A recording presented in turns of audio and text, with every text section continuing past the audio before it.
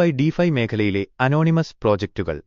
Crypto by defy മേഖലയിൽ 30 മുതൽ 100+ വരെ പ്രോജക്റ്റുകൾ. അവയുടെ മുഖ്യ ഡെവലപ്പർമാർ അനോണിമസ്, അജ്ഞാതർ അല്ലെങ്കിൽ വ്യാജനാമം ഉപയോഗിക്കുന്നവർ സ്യൂഡോണിമസ് ആണ്. ഇത് ക്രിപ്റ്റോയിൽ സാധാരണയായത് എന്തുകൊണ്ട്? ക്രിപ്റ്റോയുടെ അടിസ്ഥാന ആശയം തന്നെ ഡീസെൻട്രലൈസേഷൻ, കേന്ദ്ര നിയന്ത്രണം ഇല്ലായ്മ പ്ലസ് പ്രൈവസി, സ്വകാര്യതയാണ്. അതുകൊണ്ട് പല ഫൗണ്ടർമാരും അനോണിമസായി തുടരാൻ തിരഞ്ഞെടുക്കുന്നു. 1. അപകടസാധ്യതകൾ ഒഴിവാക്കാൻ. 2. വ്യക്തിപരമായ തിരിച്ചറിവ് സംരക്ഷിക്കാൻ. 3. പ്രോജക്റ്റ് പൂർണ്ണമായും ഡീസെൻട്രലൈസ്ഡ് ആക്കാൻ. 4. വ്യക്തിത്വത്തിന് പകരം കോഡിന് പ്രാധാന്യം നൽകാൻ. പ്രശസ്തമായ അനോണിമസ് ക്രിപ്റ്റോ പ്രോജക്റ്റുകൾ. 1. ബിറ്റ്കോയിൻ സൃഷ്ടാവ് സതോഷി നകാമോട്ടോ. ഇന്നും ആരാണെന്നറിയില്ല. ആദ്യവും ഏറ്റവും വലിയ crypto. 2. Monero, privacy focused coin.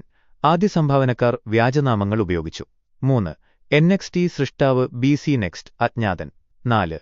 ബൈറ്റ്കോയിൻ ക്രിപ്റ്റോനോട്ട് എന്ന അനോണിമസ് ഗ്രൂപ്പ് വികസിപ്പിച്ചത്. 5. ഇയേൺ ഫൈനാൻസ് സൃഷ്ടാവ് അന്ദ്രേ ക്രോഞ്ചെ. ഇപ്പോൾ അനോണിമസ് അല്ല, പക്ഷേ തുടക്കത്തിൽ വ്യക്തിത്വത്തിന് പ്രാധാന്യം കുറഞ്ഞിരുന്നു. 6. സുഷി സ്വാപ്പ്, സ്ഥാപകൻ ഷെഫ് നോമി. ആദ്യത്തിൽ അനോണിമസ്. 7. ഷിബ ഇനു, സ്ഥാപകൻ റിയോഷി. ഇന്നും അനോണിമസ്. 8. മറ്റ് നിരവധി ഡിഫൈ NFT പ്രോജക്റ്റുകൾ. നൂറുകണക്കിന് ചെറിയ പ്രോജക്റ്റുകൾ. അനോണിമസ് DAO ടീമുകൾ, മീം കോയിൻസ്, ഈൽഡ് ഫാമിംഗ് പ്ലാറ്റ്ഫോമുകൾ. വളർച്ച. ആദ്യകാല ക്രിപ്റ്റോ 2009 മുതൽ 2015 വരെ 5 മുതൽ 15 വരെ പ്രധാന പ്രോജക്റ്റുകൾ.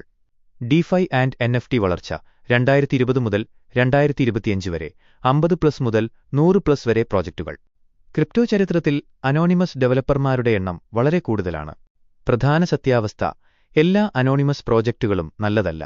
എങ്കിലും ഇതിന്റെ നല്ല ഭാഗം യഥാർത്ഥ ഡീസെൻട്രലൈസേഷൻ, കേന്ദ്ര നിയന്ത്രണം ഇല്ലായ്മ, ശക്തമായ കമ്മ്യൂണിറ്റി ഡ്രിവൻ വളർച്ച എന്നിവയാണ്.